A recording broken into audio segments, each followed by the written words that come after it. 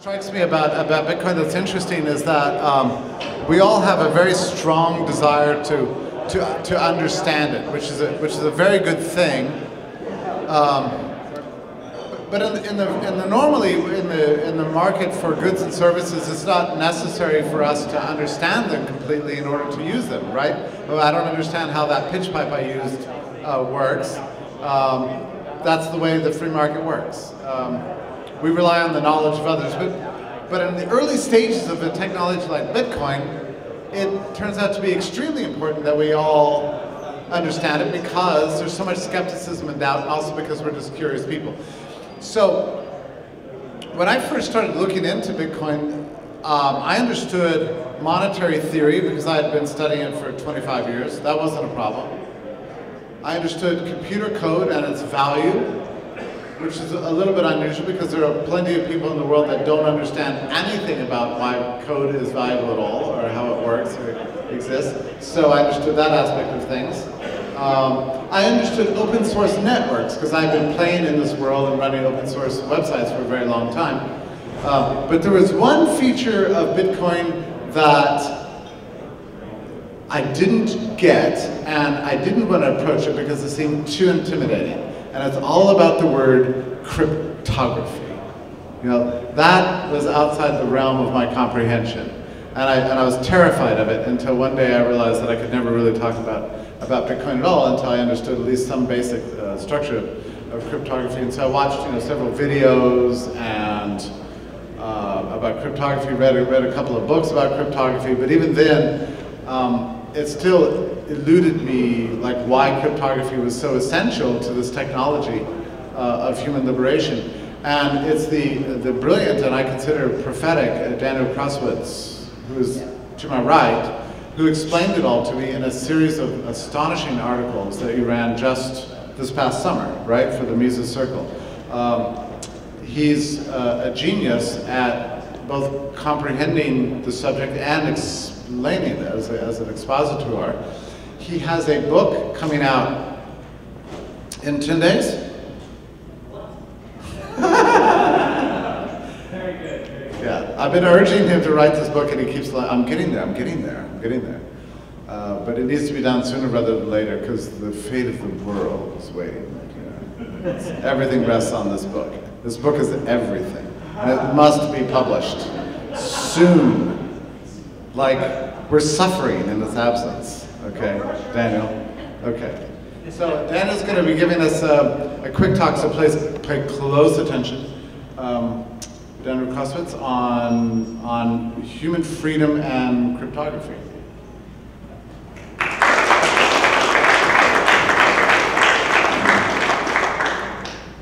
Good morning.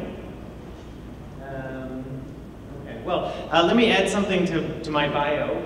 Yeah, I've been working in South America with Monero, formerly BTC Global. They're going to make a lot of cool Bitcoin products for the rest of the world, everything not in the United States.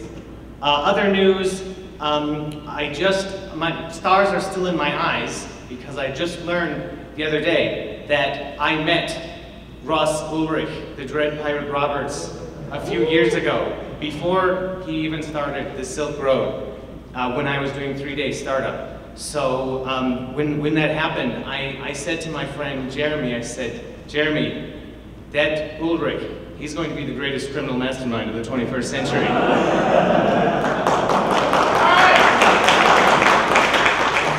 No, I did meet him, I didn't say that though. So this talk is on why libertarians should understand cryptography. This is not about Bitcoin exactly, it's why you should take it apart and try to see a little bit about how it works. We know Bitcoin is great, but why, right? Bitcoin is made out of a bunch of sort of simple ideas, simple cryptographic primitives, and you can put these together in all kinds of different ways. Bitcoin has always been sort of the gem, the holy grail of the cypherpunk movement. So, but there's all kinds of other things in the cypherpunk vision that we should be on top of, should be anticipating and ready for. Bitcoin is going to be the coolest though. We already have that. So, need to understand it, be the first adopters, and promote it for other people. And we need to have the vision of the free internet so that we know what it looks like. We know what we should be aiming towards. So this is one reason to understand cryptography. Cryptography has some interesting properties, very interesting for libertarians. So what this means, can't hold a gun to an equation, what this means is that the state's primary advantage, the thing they focus on, the guns and the coercion, doesn't help them as much. They do have the NSA and lots of, they hire lots of cryptographers to work for them, but cryptography is individualistic.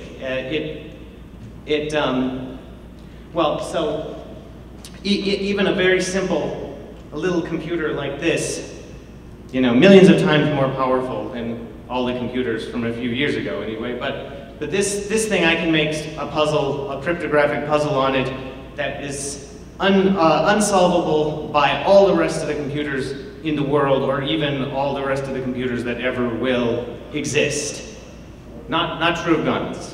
If you have one gun, you can't defeat all the other guns. So this is a good reason to start getting interested in understanding cryptography. So the individualistic nature of cryptography is, well, it's really great. I mean, this strategy might actually work. Okay, so here's another reason to be interested in cryptography. There are actually lots of great libertarians who come out of the cryptographic tradition, but when I was learning libertarianism through the Mises Institute and so on, I never heard of any of these guys. So if you came to Bitcoin from the libertarian economics side, you may not have heard of Whitfield Diffie, but he's a great libertarian.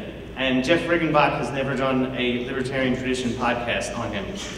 But the Diffie-Hellman protocol is probably one of the most libertarian things ever invented. And if you don't know what it is, look it up.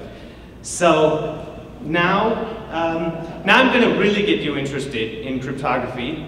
So this is one of the reasons that you may not have put enough interest in it before. By the way, if you already know lots about cryptography, then this talk isn't necessarily for you, but you should learn economics then too. That's my advice.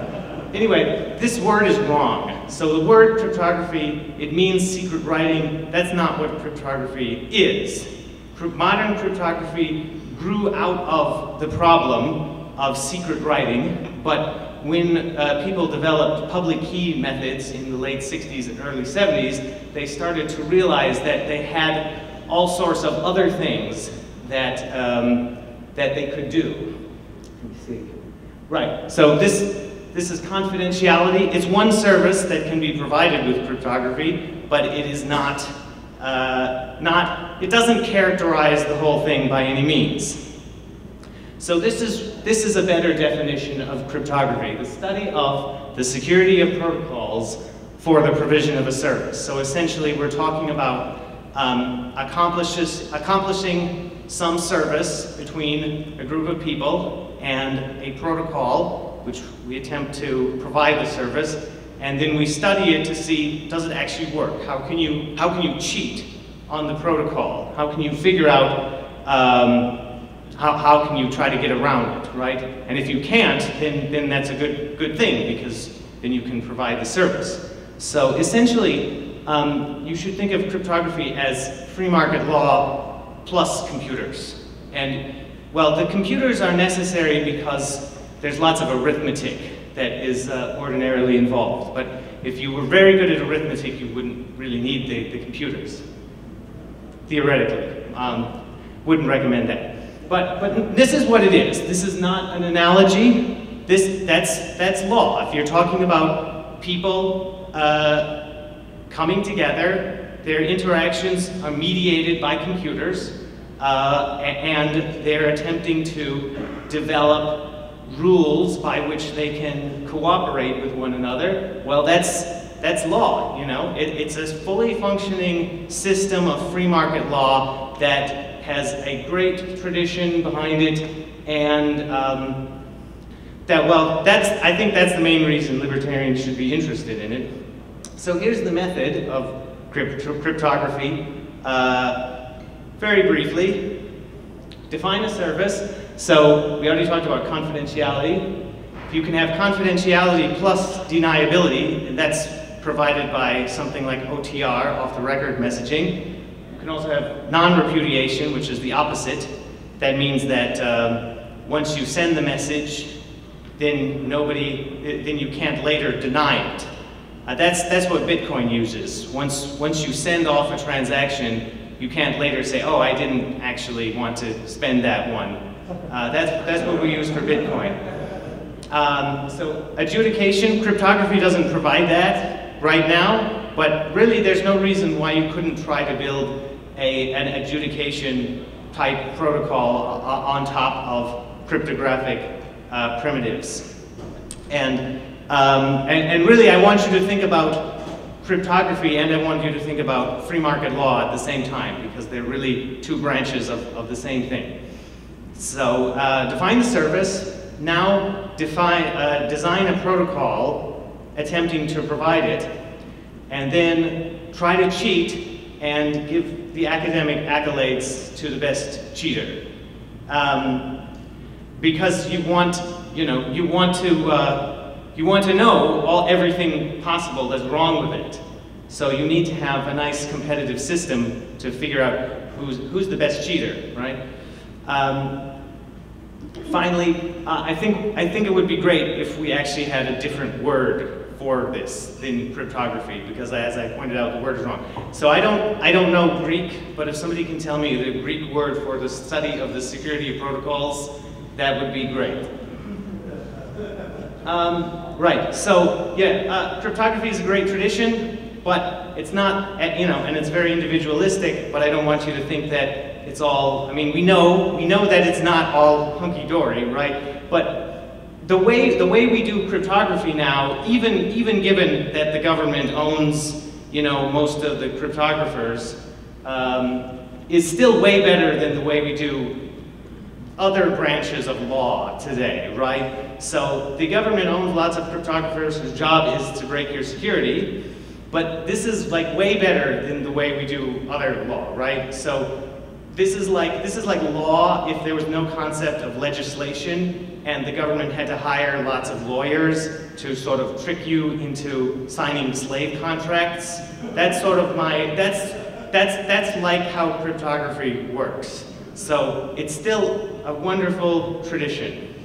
Cryptographers don't like trusted third parties, which is like amazing because in the ordinary law traditions that we're sort of used to, it's all like, well, of course we need the universal third party. How else would we do anything? A third party, that's a vulnerability. Well, a trusted third party. Right, Hobbes's argument amounts to the assertion that a universal trusted third party is the only viable one for certain services, but cryptographers don't believe that, at least when it comes to computer-mediated interactions, because they already have lots of protocols that are way better, right? So there is actually a proof in cryptography that says any trusted third party can be emulated by a distributed protocol. So yes, mathematics shows that we don't need the state. Okay, that's a joke because the assumptions that go into this proof are not quite viable to the issues that confront us in the real physical world. But still, I think this is a very interesting thing. So here's another example of a way that I think the cryptography tradition is superior to the legal tradition that we have today. So cryptographers like tradition, okay? Libertarian legal theorists also tend to like tradition a lot. But here's the difference is that in cryptography you define the service that you're trying to provide. You have a careful definition of what it is you're actually trying to do. And when you have that, there is actually an objective difference between a protocol that has not been broken and a protocol that has been broken. So you can throw away the broken protocol. And the tradition aspect comes in when you have a protocol that nobody's broken yet. For a very long time, if nobody's broken it, that's not proof, but it's good evidence that you've got something that works well. Whereas the way people think about tradition in the ordinary, the legal tradition is more like we don't really know what the service is, so people are sort of afraid to tamper with it. That's sort of what the arguments about tradition are in the non-cryptographic legal realm. So this is a much superior position than someone like Hayek, I would say, because if you actually define what the service is, well, as I said, there's an objective difference between a broken protocol and one that hasn't been broken. So if you ask people what is justice, you'll get a different answer from everybody. So that's a problem because we're not defining the service. So once you start thinking about things this way, you come up with some new ways to think about some other things that we have in our world. So here's how you should think about the founding fathers of the United States. They were amateur cryptographers, whatever, came up with a broken protocol. So Constitution is broken, scrap it, come up with something else. So I put this quote in here because I didn't want people to think that I hadn't come up with this objection. So this is a sort of a famous quote in cryptography. If you think cryptography is the answer to your problem, then you don't know what your problem is.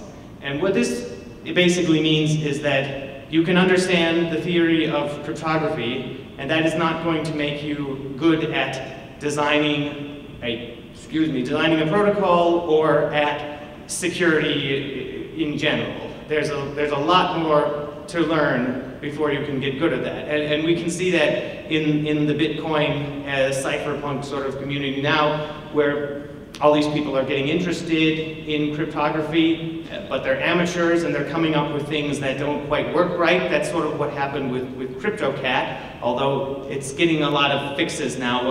Hopefully one day it'll be really great. But my point here is that if you want to think about social implications and you want to think about a free internet, then the theory of cryptography is what you should be studying. It's just like how you can know a lot about economics and still not be any good at entrepreneurship or investment, right? Summary, computer-mediated protocols are empowering to the individual. There are huge opportunities to make the world a freer place by using cryptographic software. Cryptography should be seen as a branch of free market legal theory. Cryptography has a much better tradition than the libertarian legal tradition, and libertarian legal theorists could learn a lot from it. And that's just because there are a lot more cryptographers and they've done a lot more work. I'm not saying that we don't have great libertarian legal theorists now, it's just that cryptography is a big subject. Plenty of great libertarians made their contribution in the field of cryptography, and we should know enough to honor them. So, recommended books. Okay, well, Tucker already told you about that one. So here are 3 cryptography textbooks that I enjoyed a lot. You should read them in this order. These are in order of how theoretical they get. So Satoshi's original paper is very readable. There's so much more in Bitcoin than is in the paper, though, so I don't think you understand Bitcoin after you read the paper. And these last 2 items, they're not about cryptography, but the art of Unix programming, that'll teach you the Unix philosophy, and Richard Stallman essays, that'll teach you about the free software movement, and these are both important side issues. So the assumptions that go into designing a cryptographic protocol are quite similar to the way that libertarians think about the state of nature and the development of society and law from out of nothing, because you tend to start out with a bunch of independently operating computers that don't need necessarily have a prior relations established with one another.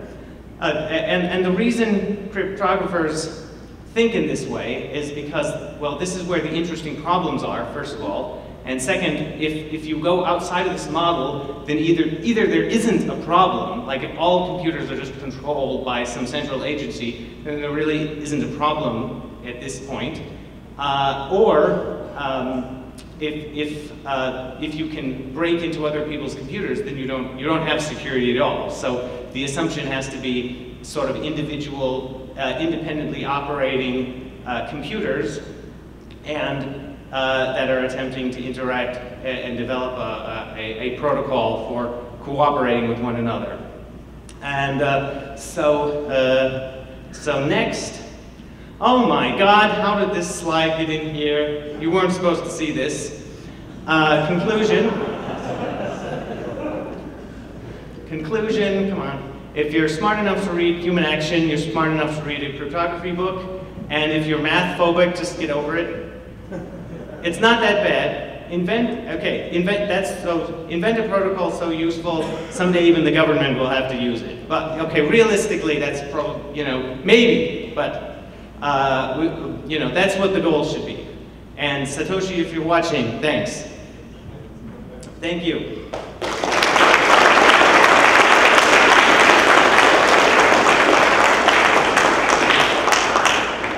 Thank you, Daniel. I'd like to introduce now my dear friend, Michael Goldstein. Every time somebody says the word Michael Goldstein, they always say, my dear friend, Michael Goldstein. Have you noticed that? Yeah, no, everybody talks about you that. My dear friend, Michael Goldstein. Also known as Michael Bitstein, actually. So a student at the University of Texas, founder of the Mises Circle, my mentor in many ways on the Bitcoin question. You know how sort of humbling, if not humiliating it is for a man of my learning and stature to have to go crawl to a small little, you know, junior in college to explain how the world works, you know. But that's the situation I've been in for the last, you know, year with Michael. So I'd like to introduce him now.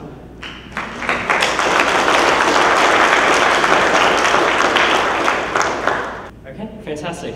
So I got into Bitcoin, I guess, about a year ago, and I've known about it for even longer, thanks to Daniel. But I got into it thanks to, you know, kind of Austrian economics and looking at it as money. And over the past, I guess, a couple months, I've been reading a lot about the history of the ideas that go into Bitcoin, and I've come to like to view Bitcoin not only as money, but from a broader perspective as property. So I kind of want to give a kind of libertarian property view of Bitcoin in this talk. So I want to give a quick theory of property in the libertarian tradition. Scarcity is the prerequisite for property norms. In order for us to need rules on who gets to use what, there needs to be some sort of conflict. So any physical good is subject to this, just thanks to the laws of physics. And because of this, we need some way of coming up with the rules of who gets to use what. And the libertarian answer is, you know, just appropriation through homesteading. So if you were the first person to use something, it's yours. Or voluntary transfer of title. If someone gives it to you, or you have a voluntary trade, then you now have justifiable ownership and the right to exclusively control a certain good. And of course, we need some sort of technology for actually delineating these property norms, like actually showing who gets to use what. And Hans-Hermann Hoppe talks about the existence of an objective, intersubjectively ascertainable link between owner and owned good. And essentially, he's meaning that there's, you need objective ways for other people to be able to recognize the value that you've placed on a good so as to make it property. And of course, you also need to further this by like making ways of showing this. You know, if I, you know, put a fence around my home, or if you know, we have social conventions that kind of, you know, set general rules. Like if you get up from your seat, someone else can't steal it. You know, it's not a real rule, but it's one that we come up with as a way to do that. So anyway, I want to look at how Bitcoin fits this. And of course, Jeffrey Tucker talked about how Bitcoin does something weird in the digital realm by creating scarcity. We only have a finite set of Bitcoins, so it will be no more than 21 million ever. This is one of the first scarce digital goods. I'd say maybe URLs and IP addresses could constitute another one, but this is the first finite set of scarce digital goods. Which of course make it great for money. And of course we needed a way to appropriate this, and we have homesteading. People mine Bitcoins. They are the first ones that they invest some computational power, and then the protocol allows them to claim ownership of it. And we also have voluntary transfer of title, which is this a Bitcoin transaction. I send the title to you. And of course we have this technology that we're using to delineate who owns what is public key cryptography. We're able to set up this protocol where only the person who has this secret number gets to use a given good that's tied to the protocol. So in history, there's a problem of actually securing title. So I can say, oh, I own this, but how do we get that known? How do we make sure that the community will see that it remains that way? So historically, we've had a lot of written records. People have I have a deed to this piece of land, stuff like that, or receipts that show the transaction happened. But these are sometimes more difficult, but they can be forged or destroyed. People can change the history of what happened. I can just burn down a whole building that has all these registries of information, and then who actually owns it? No one has that way to go back and claim, oh, I was the just owner of this good. And of course, if we collect these informal records, because I want to, informal records like receipts to, figure out who owned what, that can be very difficult. It's also very costly in terms of time and mental effort. We have the internet now, so what if we create an online database? Well, there's many problems that can occur. One is, if you have a centralized database, if I just have my server and I hold all the property titles to everything, that's one person that is in charge of all of that. So there's trust issues, and as Daniel pointed out, that's not necessarily, I'm a great guy, but that I can be vulnerable. I can make sure that no one can't hack into my server, for instance. It might be possible. So any hacker with a computer can access servers and potentially find ways to hack into these databases. So how about we come up with a distributed solution? And this is when we get into the kind of historical cypherpunk ideas. And there's a computer scientist who is Austrian-leaning, and he has many brilliant ideas I'm going to get back to a lot over the course of this talk, and his name is Nick Szabo. And he proposed a secure distributed title database to prevent fraudulent attacks against property rights in the future. Transferable rights are enforced entirely by protocol and owned by a particular entity, but possessed and relied on by the public. This technology will give us public records which can survive a nuclear war along the lines of the original design of the internet. So you probably, this was written in 1998, but today in 2013, and as recently as 2009, this was the blockchain. And so the blockchain is this now distributed solution to the problem of securing property titles and creating a database that holds all of these. The blockchain is the ultimate technology for securing these titles of scarce digital goods. We have this for the Bitcoin already. We have this title. These values are associated with these address, but perhaps there's also more we can do with it. It's unforgeable once it's mined. The further back it is in the blockchain, the more just absolutely difficult it is to go back and change it. It's verifiable. Anyone who's running a Bitcoin node, you don't have to have a whole mining rig. Your computer is simply going through and checking all the calculations easily, and you can see that everyone is correct. Everyone was justifiable in the property norm sense. And it's decentralized. Everyone who downloads Bitcoin QT has a copy of this entire registry. And it's resilient. I hang out with a lot of people who sometimes, will give the arguments like, oh, well, what if, the grid goes down? What if, we have some electromagnetic pulse? That's not something to really worry about. There might be times that it halts, our current usage of Bitcoin. But if I have the blockchain stored in some place, I can put it on a flash drive and send it up to space. It doesn't matter what's going on Earth. The story of who owned what will still be there for us. So now that we kind of have an idea of this, I want to talk a little bit about contracts. And Stefan Kinsella, who I think is talking later, he defines a contract as a relation between two or more parties which includes legally enforceable obligations between them. And if you're familiar with the Rothbardian tradition, this is explained through contracts come about, valid contracts through the title transfer theory of contract, which is saying that all contracts, all voluntary transactions are really transfers of titles to certain goods. And he want to further say that any future-oriented title transfer is necessarily conditional, as are exchanges of title. So if you do X, then Y will transfer to you. So anyway, with this conditional, that I'm a computer science student, so as that, I think that's if-then is something you do all the time in computer programs. So this brings about the idea of smart contracts. So a large cost of doing business is trust and security. Having to trust that someone will do something correctly, trust that your stuff will remain safe. And historically, once again, we've had contracts that are based on paper. We write up a big contract, we have people sign it, notarize it, etc. And we also need humans, and humans cost a lot. I'm eagerly waiting for robots to take over so that everything is super cheap. So let's digitize what we can. And once again, Nick Zaber is here with some brilliant ideas, and he talks about the basic idea behind smart contracts is that many kinds of contractual clauses can be embedded in hardware and software in such a way that makes breach of contract expensive and sometimes prohibitively so for the breacher. A quick aside, in the hotel, I was in the elevator and I had to put my key in to get to my room, and that was a great example of a smart contract. It set up a piece of hardware and software that would give you access to what room you were actually supposed to have access to. And if you did not, it didn't let you. I'm sure there's a way I could go in and hack into the elevator, but that would take way too much time and it's not worth it. I'll just go to the 6th floor. So, we talked about Bitcoin as these,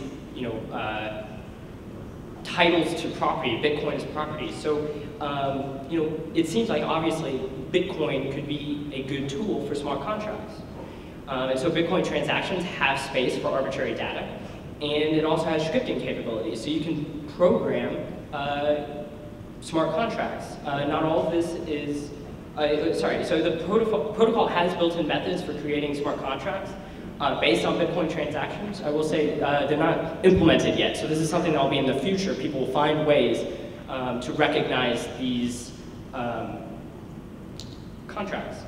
So there's a talk by Google developer and Bitcoin developer Mike Hearn that goes through a lot of these, and it's one of the most brilliant talks on Bitcoin I've ever heard. It's actually what sparked a lot of my friendship with Jeff, because we were just giggling like schoolgirls over it, so watch it. And I also recommend looking up the Bitcoin wiki page on contracts, but I would like to cover a couple examples. So one of them would be escrow and dispute mediation, and someone earlier mentioned multi-sig transactions, and that's exactly what this escrow is. So you can have M of N transactions. And what that means is you need a certain number of keys out of a total number for a transaction to go through. So me and a merchant can decide ahead of time who we want to trust as a third party. And then we create a transaction that requires 2 of the 3 of us to sign it for it to go through. And so this essentially establishes third-party arbitration. What it's doing is basically locking away Bitcoins for the transaction, and if everything goes fine and they ship things to me and I like it, the 2 of us sign it, everything's fine. If we have a dispute, we now have a third party that we've chosen to help us decide who's in the right. It's nearly trustless. You have to hope, just like in the real world, you chose a good mediator and they're not colluding with the merchants. And also, as far as I know, if they run away, the money is locked there, but at least they don't get to take it from you. But we talked about let's try digitizing. So let's try digitizing. So we have external state contracts. So we determined that people are really expensive. So if we have this mediator, why not just use a computer? So external state contracts use computer programs called oracles that run on servers. And they interpret external data. So essentially you can program the dispute and its resolution into the contract itself. You can say if X happens, then these bitcoins will go to this person. If Y happens, bitcoins will go to this person, etc. So, and then the oracle signs as that third signature in the 2 of 3 transaction, or however complex you make it. So examples of this could be like sports betting and inheritance. You can have a computer that's watching ESPN to find out who wins, and then it automatically sends out the bitcoins to whoever won. One of my favorite is assurance contracts, and libertarians constantly get the question, who will build the roads? And the reason for this is because people worry about free riders, and there's no incentive to actually build it, because you don't want other people benefiting for what you paid for and getting it for free. So we have assurance contracts, which are kind of like the Kickstarter model. We have an opcode sig hash anyone can pay. And essentially what this does is sets up, I will do X if I get this amount of bitcoins. So people send in transactions of their donation to it. And when the total adds up, I bundle it up and I pay it through. So this is really cool because intellectual property, people, oh, well, how would you make money if you didn't have the force of government helping me make money?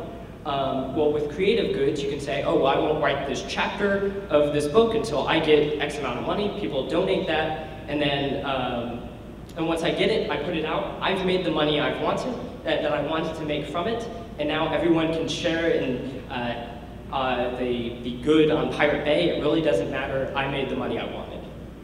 So you can also extend this further with dominant assurance contracts, and there was a paper by Alex Tabarrok that described a situation. It's a little more complex, but essentially it creates it so that the dominant strategy is for people to invest. So that's worth looking into as well, and people have thought of how to apply that in Bitcoin as well, a protocol for that. So have at it, free riders. So also want to get to an idea called smart property. So we've talked about scarce digital goods being, their titles being within the blockchain, you get to trade it. But smart property are physical goods with hardware and software that incorporate cryptography into their security and ownership. So imagine a thing that has public and private key pairs that are tied to the blockchain. So you have their address on that. But a more simple example of like a smart property, you can have a fob key that opens a door. I'm sure you've used one of those before, and it has a cryptographic key. But then imagine this key pair associated with the blockchain, and you can do it with a Bitcoin transaction. So now ownership of these physical goods are dictated by the blockchain.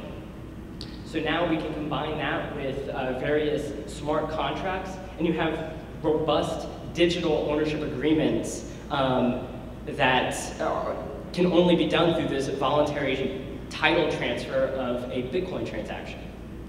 So people have tried to extend blockchains in other ways. There's a thing called Namecoin. So we have Bitcoin as a ledger for a finite number of values and their relations with public addresses. It's great for money.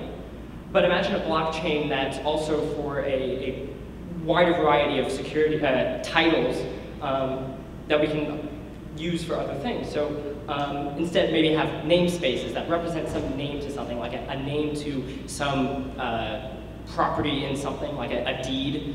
But Namecoin somewhat attempts to do this, and I have reservations for various reasons, but what it attempts to do is create a distributed DNS. So if we have, you mine Namecoins and are able to register bit.bit addresses, and it's in this distributed DNS that has the same robustness and resilience as the blockchain for Bitcoin, and thus it can't succumb to censorship by government, such as like with WikiLeaks. And it can do other things as well. And there's also the idea of blockchain notaries, which already exist, and you can put a hash into a cryptographic hash into the blockchain to show that this existed at this time, this version of something.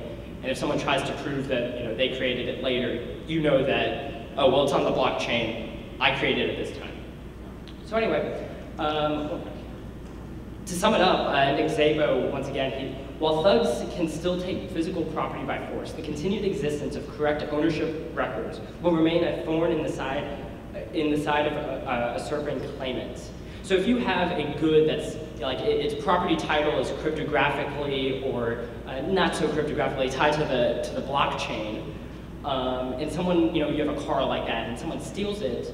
Well, they can steal it and they can have it. If it's good, smart property, they might not even be able to operate, but say they have it, they can't go back and change the history that says who actually owned that good. And I think this is a really important thing from a libertarian perspective. It leverages power against the state. If you have something that's on the blockchain, they can be the state, they can go steal from you. But they can't change the narrative. They can't make us believe that they somehow legitimately got a hold of a certain good. And I think novelist Milan Kundera put this great, the struggle of man against power is the struggle of memory against forgetting. The blockchain is a permanent history of property titles, and it tells us the history of who justifiably owned what.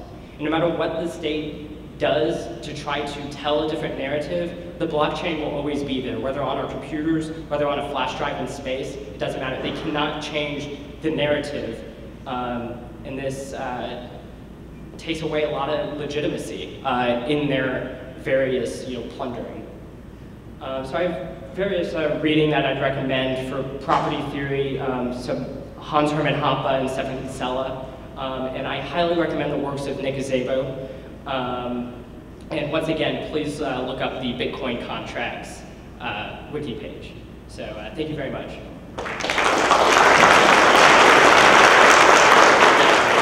So yeah, we've got a number of interesting characters here. I think, Netflix is making a TV miniseries out of this conference called Orange is the New Green. I don't know if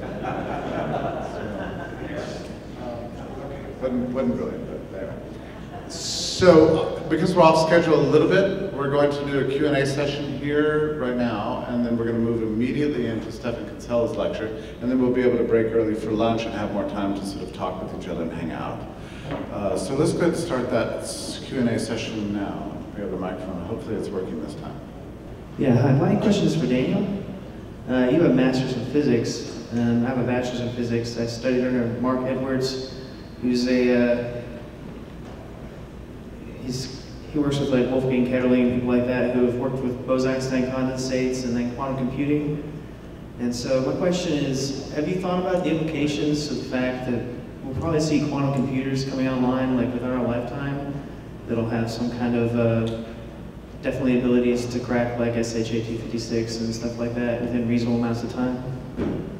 Okay, well, there's a lot to be said about quantum computing, but basically don't worry about them. I'm not an expert on this issue, but I have looked into it a little bit. But basically, most of the quantum computers that exist today are not general purpose computers. They're special purpose. They only do one thing, and in fact, it's not even clear yet that you can actually build a general purpose quantum computer. So there is an algorithm that can break the versions of public key cryptography that we have today, and it's called Shor's algorithm. But the best it's ever done is to factor the number 21. So it's a long time before we'll be able to get to numbers that have thousands of digits, which is what we have now. Also, there are other versions of public key cryptography, such as lattice-based cryptography, that are not broken by quantum computers. So if we ever get powerful enough quantum computers, we can just switch to the other version. And also, quantum computers do not break ordinary cryptography. They only break public key cryptography. A quantum computer can get through. It can break a key in twice as fast, basically, as, well, that's not true. A key for a quantum computer acts like a key that has half as many bits as one for an ordinary computer. So you just use keys that are twice as long when you're doing ordinary cryptography. And for public key cryptography, you just switch to lattice-based cryptography. I missed the question, but I understood what it was about. I also have something to it. We already have technologies that allow to implement cryptocurrency without cryptography, like Ripple and open authentication. So it doesn't involve cryptography, and it supports actually authentication and money transfer. Thanks. So my question is on smart contracts. It's such an interesting idea, and there's so much that could be done with it. But my question is, what's in that space? What's the easiest thing that maybe we could tackle first? I mean, if you talk something about like Bitcoin agents, there's this idea of storage that's kind of illustrated out what we could do with it. So same thing for smart contracts. What's the easiest problem? Is this on? That's a good question. Well, I do know that Mike Hearn himself has already implemented microtransactions payment channel, which is one of the ones, if you go to the wiki, it's one of the 7 that he describes. He's already implemented that into Bitcoin J, which is a Java implementation of Bitcoin. And Amir Taki's Libitcoin and SX platform has the capability for multi-sig transactions already. So, and outside of Bitcoin itself, you can already do smart contracts with a cryptographic financial library called Open Transactions by Fellow Traveler. So look into that as well. Thank you. It reminds me of the general frustration I've felt ever since discovering this world of Bitcoin, that you can see the future, and it just you get so impatient for it, right? Like, why is it taking so damn long to get here? Yeah. Well, what's great about like smart contracts is it allows us to do much more functional things than simply what we've been able to do with paper. There's so much more, like the idea of like the external state that we can have just computer programs that are autonomously running basically legal orders is fascinating, and I can't imagine what we'll be able to get out of it. The fact is that great things are coming our way. I hate to take up a second question, but I didn't see other hands. Simply, if I understand you right, can essentially any intellectual and real property be embedded in a blockchain conceivably? So that's a technological problem. So like the idea would be finding ways to do that, and I think that there will be more ways that we can tie physical things to these digital blockchains. Right now, in our current world, no, it's not really that case. We'll see what colored coins bring us, but I think smart property, just once we have the ability to have hardware that can connect to the blockchain, I think people will start to associate more physical property with the blockchain. But this is a technological problem. It's not, so it's almost hypothetical, but it's something that is potentially conceivable. To give a concrete example, in Mike Hearn's speech, he talks about vehicles and how you could have the ownership of a vehicle tied to the blockchain, in the sense that right now, for example, if you own a BMW, the key is tied to BMW, right? So they can reproduce a new key for you if you were to lose it. You could instead have the key be tied to a blockchain, and it would be a digital key, as they are today. The physical key fob is usually you just plug it in, and it's the same for any vehicle. So that would be a very easy implementation of smart property. Right, and I was actually originally I actually had the car example originally in my speech, but I had to whittle it down a little bit. Going on that, just to imagine what smart contracts can bring to that. So let's imagine where we can have this car where at least the hardware and software that's running the car has a tie to the blockchain, so that you can trade that ownership. Maybe not the whole car itself, obviously. You can pick it up and take it away. You just can't do anything with it. But you can add on assurance contracts, or the same, anyone can pay hash opcode, And then you can create smart contracts that are loans. So someone could say, you have partial ownership, you can use the car until I get X amount. And once I get that, full ownership of the car is transferred to you, and my public key and private key no longer are associated with the car. So you can have a loanable good as well. Hey, Jesse Bacon. Trying to envision what like a modular adjudication system would look like, and if you guys have any, or if anyone else has had any vision for that, and how it would touch back into the other parts of the contractual system. A what? A modular adjudication system? Adjudication system. Yeah. Like you described. Yeah. Just read Chaos Theory by Robert Murphy. He doesn't talk about computers in that one, but you know, that's the next stage in the research, is to come up with that. But I don't have anything better than that right now. All right, thanks. I think in general, like with Robert Murphy's like idea of how legal orders can exist in purely free market, and then understanding what is possible with smart contracts. Right. Over time, we can develop more modular digital. You know what, Mike, the big problem with this whole literature that I've always detected and frustrated me, the problem that they all rely on law. You know, in the past, the theories about stateless societies and the possibility of human association, there's always a presumption that the law has to work well, and the law is always compromised by. I think most people just don't understand what law is. But what the world you're describing is basically a world that's sort of self-managing, right? And that's what's remarkable about cryptography in the digital age, is that it makes everything sort of manage itself. It's right, and also with smart contracts, it's going back to like original contract law. Like what we see with Lex Mercatoria, where contracts create the laws, and people get to try new rules. Right. So with that, we'll get to try all sorts of new things. And I don't want to try to guess what people are going to do. That's very entrepreneurial. And Michael, if it doesn't work, we'll just make you the dictator. Everything will be okay. We can go with that. Okay, I know you don't want him to be the dictator. We're going to bring up Doug French to introduce Stefan Kinsella right now. So.